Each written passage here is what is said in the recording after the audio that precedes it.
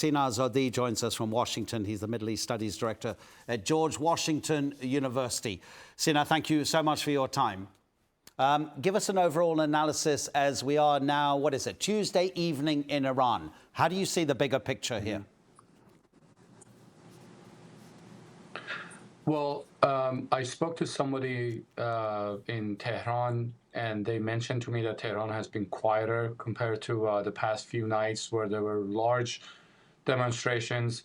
I cannot verify this is just one account, but my sense is that since people can connect, they can dial directly to foreign countries, and given that the President Pezeshkian and Ali Larijani from the National Security Council, Supreme National Security Council, they participated in the pro-government rallies. My sense is that the government thinks that they have prevailed. They've cracked down enough, and they're more confident in their approach.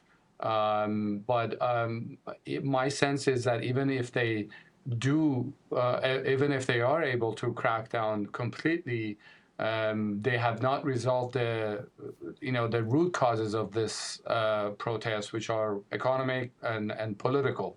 Yeah, absolutely. And this could well be the key, could it not? Because the seeds of discontent have been sown.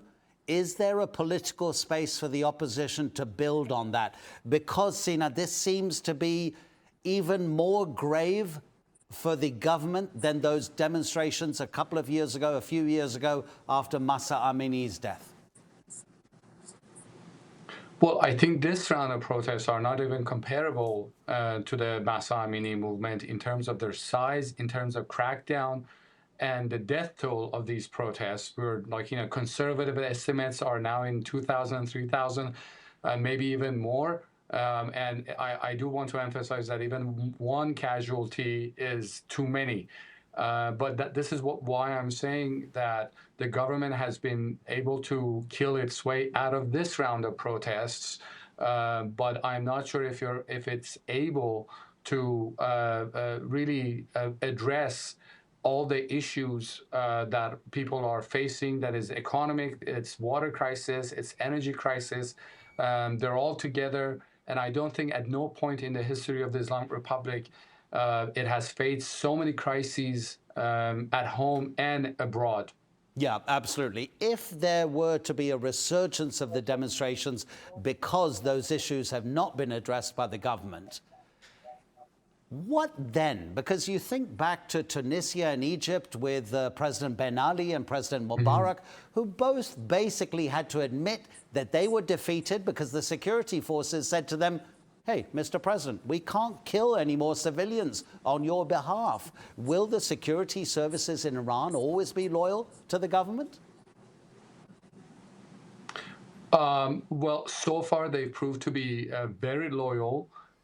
Because their approach is that, their thinking at least, is that if they don't stand together, they will be hung separately. That's their thinking.